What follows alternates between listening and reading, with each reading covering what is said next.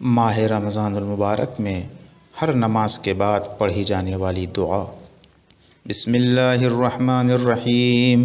یا علی یا عظیم یا غفور یا رحیم، انت الرب العظیم الذی لیس کمثلہ شیء وہو السمیع البصیر، وہذا شہر نظمتہ وکرمتہ وشرفتہ وفضلتہ علی الشہور، وہو الذی فرضت صیامہ علی وہو شہر رمضان الذی انزلت فیہ القرآن ہدی للناس وبینات من الہدی والفرقان، وجعلت فیہ لیلۃ القدر وجعلتها خیرا من الف شہر، فیا ذا المن ولا یمن علیک، من علی بفکک رقبتی من النار، فی من تمن علیہ وادخل الجنہ برحمتک یا ارحم الراحمین۔